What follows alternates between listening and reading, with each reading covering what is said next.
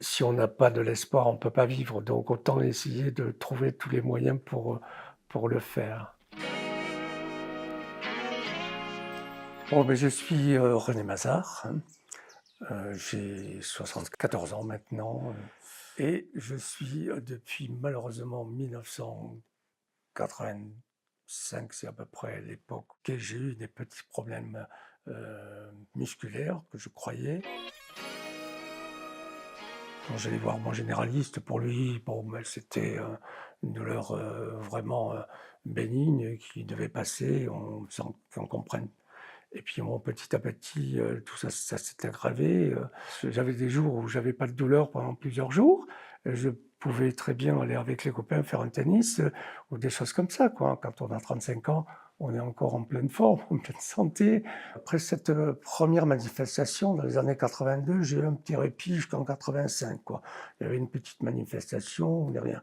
Alors, ce phénomène, bizarrement, s'est déclaré un jour d'assemblée générale. Pour moi, c'était léger, une petite bêtise qu'on ne comprenait pas.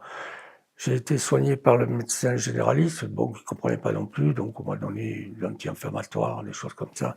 Puis après, je suis tombé dans les mains du rhumato qui, lui, a commencé à parler, de ça, mais sans vraiment, heu, diagnostiquer. Et puis bon, petit à petit, on a fait quelques biologies puisqu'on n'avait pas les mêmes moyens que maintenant, et là, on a déclaré, cette maladie. En fait, la polyarthrite, c'est une inflammation du liquide synovial qui est dans les articulations et qui, petit à petit, détruit le cartilage, hein.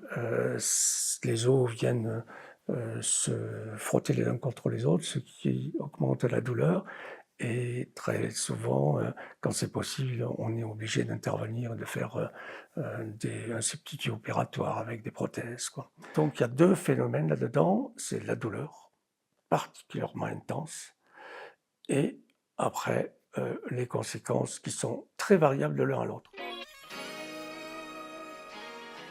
Et ça s'est très aggravé en 1987, et là j'ai été presque paralysé. Je suis resté 3 semaines dans mon lit sans bouger, perclus de douleur, et puis on n'avait pas grand-chose. J'ai eu la chance d'avoir un protocole en phase 2. Là, vraiment, j'ai un très, très gros bénéfice.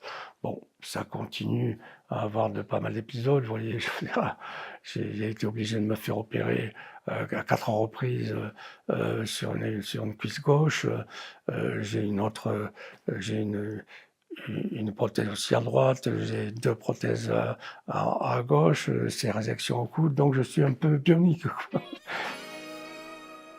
J'ai été suivi par un pneumologue, mais bon, lui, il connaissait pas la maladie. Pour lui, il y avait des symptômes, il y avait des leurs couleurs, enfin, je sais pas qu'est-ce qu'ils peuvent dire, mais petit à petit, bon, ça s'est aggravé jusqu'en 2010. Là, vraiment, je pouvais plus respirer. J'ai dû malheureusement après interrompre, ma vie professionnelle à cause de l'aggravation.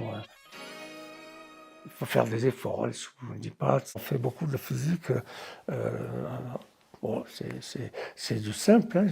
Vous voyez, j'ai un mur, c'est ce mur-là. Je pousse mes épaules là, sur les 4 faces donc j'essaie de faire tomber le mur, quoi.